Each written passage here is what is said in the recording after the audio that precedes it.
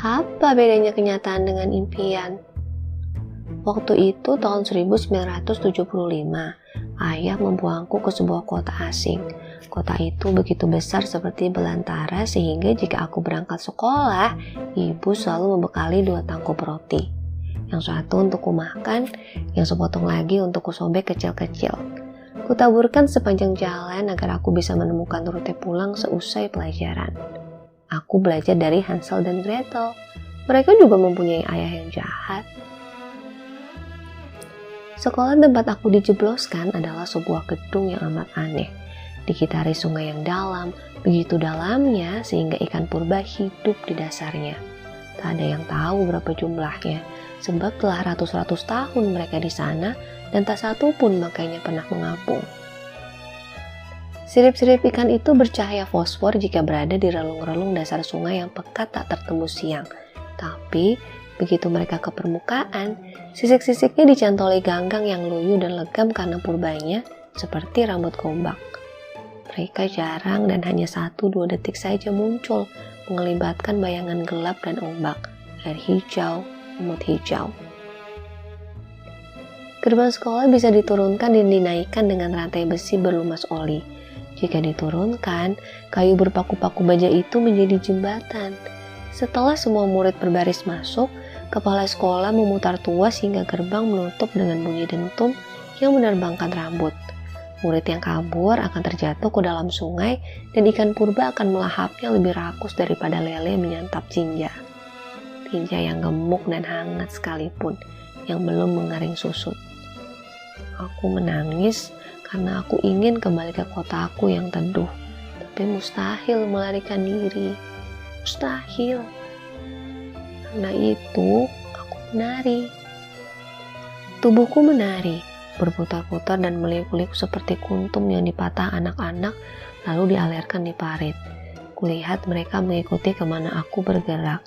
Bocah-bocah lari membuntuti kuncup yang menari dari pematang. Ketika aku selesai, mereka bertepuk tangan. Dari mana asalmu anak baru? Aku keturunan peri. Mereka ketawa begitu keras sehingga aku terjerembab oleh anginnya. Aku keturunan peri. Aku tinggal di sebuah keputrian di mana semua anak menari. Di sekeliling kompleks itu terbentang bukit-bukit yang ditinggali raksasa. Buta cakil, buta rambut geni, buta ijo, buta terong, buta wortel, buta lobak, buta-buta galak. Mereka adalah musuh dan olok-olok para satria yang mengatai mereka sebagai buron aneh dan remeh. Tapi aku jatuh cinta pada salah satunya. Karena raksasa akan dibunuh seperti Wirok jika memasuki keputrian yang terletak di belakang kesatrian, akulah yang mengunjunginya di bawah pohon-pohon kepuh. Belit-membelit seperti naga gini dengan seekor ular domestik. Tetapi tukang kebun melaporkan kami pada ayahku. Ia menyuruh para kesatria membunuh kekasihku, sementara aku dibuangnya ke kota ini. Di sini, di kota ini, malam hari ia mengikatku pada tempat tidur dan memberi aku 2 pelajaran pertamaku tentang cinta. Inilah mengujangnya. Pertama, hanya lelaki yang boleh menghampiri perempuan. Perempuan yang mengejar-ngejar lelaki pastilah sundal. Kedua, perempuan akan memberikan tubuhnya pada lelaki yang pantas, dan lelaki itu akan menghidupinya dengan hartanya. Itu dinamakan perkawinan. Kelak ketika dewasa, aku menganggapnya persundalan yang hipokrit. Di kota asing ini, setiap kali matahari telah tenggelam, ayah menyuruh orang memasung aku pada ranjang, sebab aku ini keturunan peri. Tapi tanpa dia tahu, pada malam hari, aku belajar menikmati rasa sakit.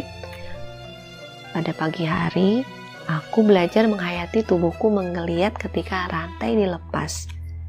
Pada siang hari, aku belajar di sekolah, matematika, ilmu alam, dan sosial, juga Pancasila atau prakarya. Murid-murid tertawa dan meninggalkan aku satu persatu. Cuma seorang anak perempuan yang mendengarkan aku sampai selesai. Adakah ia percaya padaku atau sekadar menyukai ceritaku? Aku tak tahu. Tapi ia menemaniku. Namanya Laila. Sejak itu, ia menjadi sahabatku.